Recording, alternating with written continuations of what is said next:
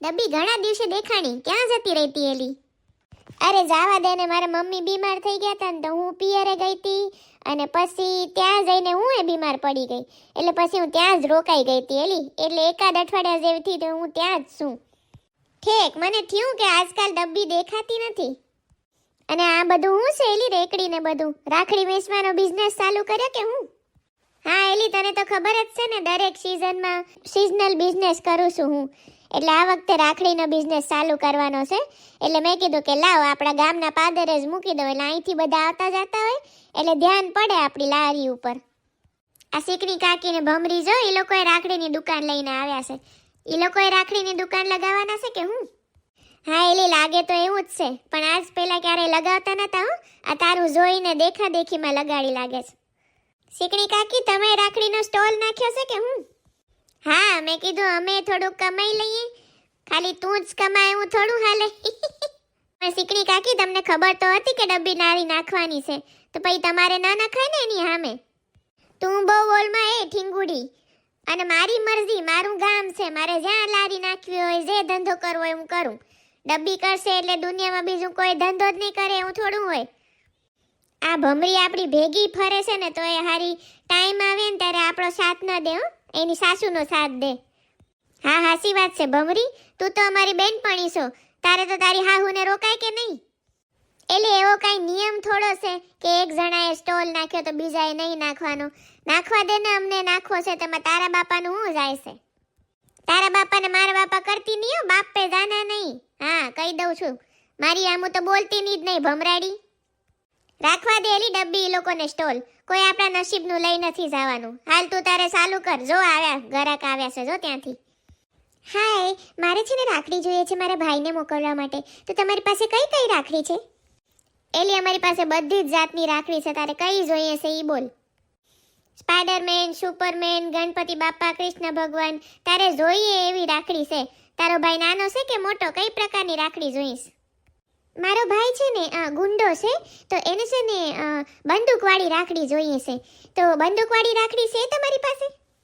તારા ડોહાનો ભાઈ તો ગુંડો છે. નહીં, બંદૂકવાળી રાખડી તો નથી. તારે બીજી જોતી હોય તો બોલ, બીજી ઘણી બધી રાખડીઓ છે. અહીંયા આવતી રે સસમાડી પીળા વાળવાળી, અહીંયા છે અમારી પાસે બંદૂક, તલવાર, સરી, બોમ્બ, બધી જ જાતની રાખડીઓ છે. ગુંડા ભાઈ માટે જ છે, અહીંયા આવતી રે હાલ. ઓ વાવ, મસ્ત મસ્ત રાખડીઓ છે. બોમ્બવાળી તો બહુ જ મસ્ત છે. થેન્ક યુ સો મચ, મારા ભાઈને આ રાખડી બહુ ગમશે. કેટલા રૂપિયાની રાખડી છે?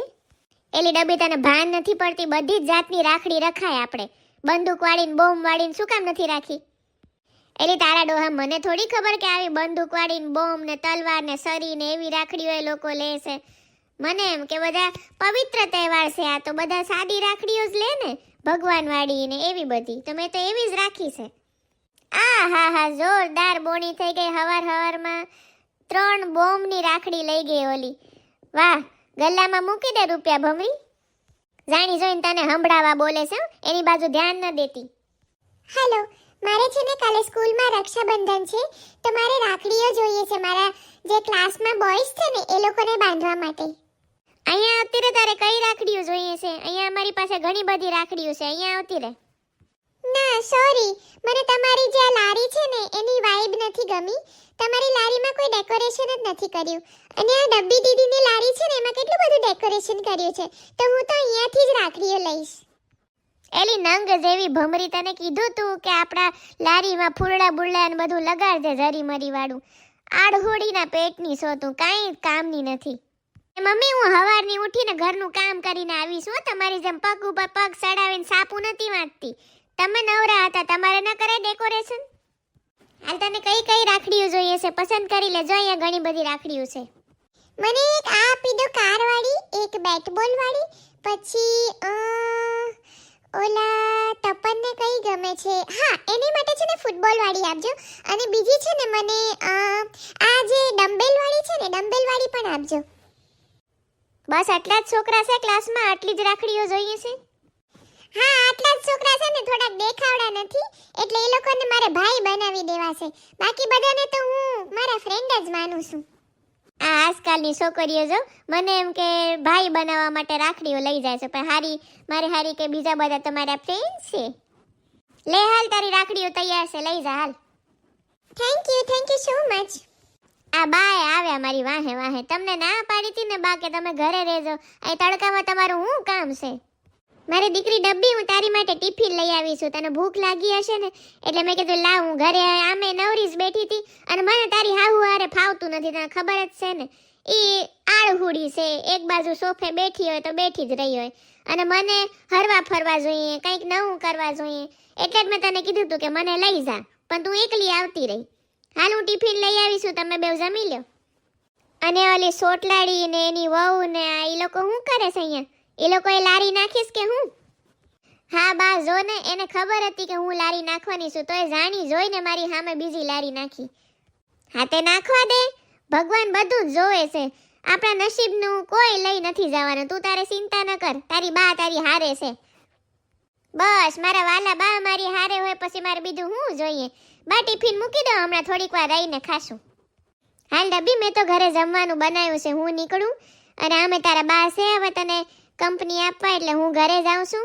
અને સાંભળ, હું મારી છે ને બેનપણીઓને ફોન કરીને કહું છું કે તે આ રીતે રાખડીનું રાખ્યું છે, હો, એટલે તારે શું વકરો વધારો થાય, હો ને?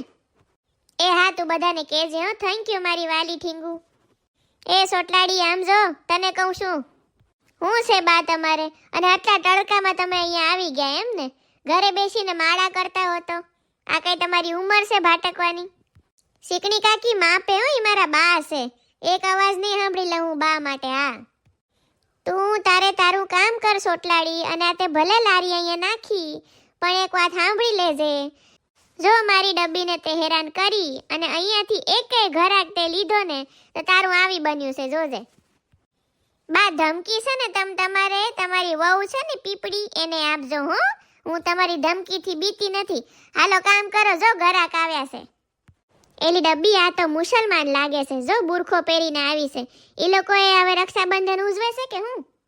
हेलो, मेरा एक भाई है ना, वो हिंदू है. स्कूल टाइम से मैं उसको राखी बांध रही हूँ, तो आपके पास से राखी मिलेगी क्या? વાહ, જોયું, કહેવાય છે ને રક્ષાબંધન એટલે પ્રેમનું પ્રતીક. પછી જાત ભાત જોતું નથી, ગમે તે હોય, ભાઈ બેન એટલે ભાઈ બેન.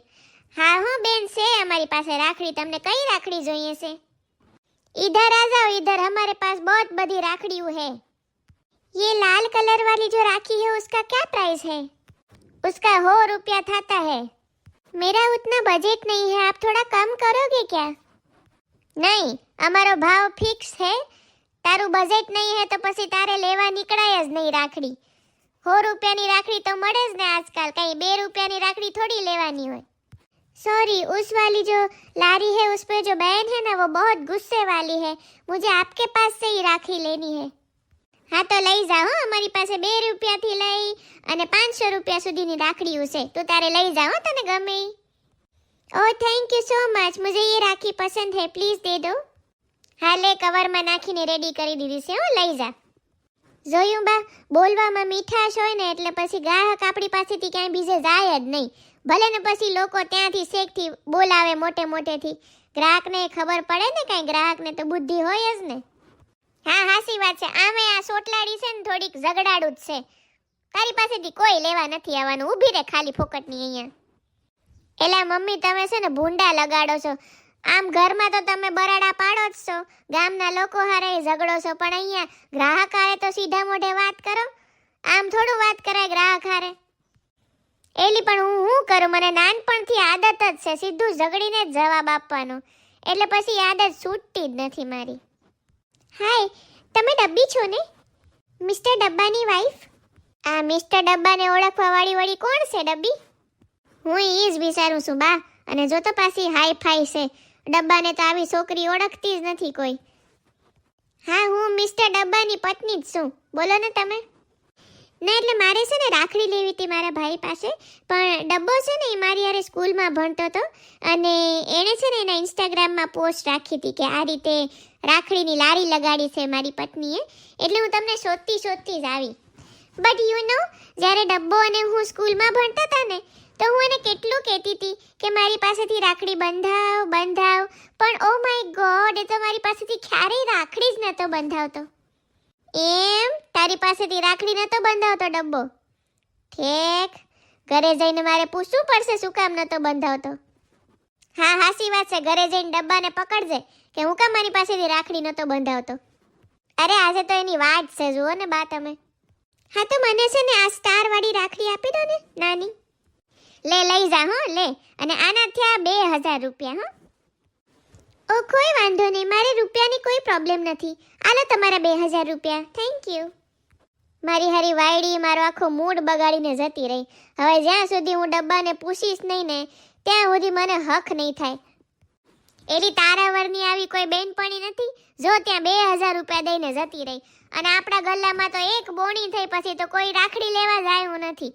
બધા ડબ્બી પાસેથી જ લઈને જાય છે. મમ્મી, તમે તમારા દીકરાનું મોઢું જોયું છે? એની હામું કોઈ છોકરી જોવે નહીં. આ તો મારા ભાઈ ગાવા અને એના ભાઈ હારા કે હું મળી ગઈ એને. હા, તું તો પાછી રૂપ સુંદરી રહી ને, ઐશ્વર્યા રાય.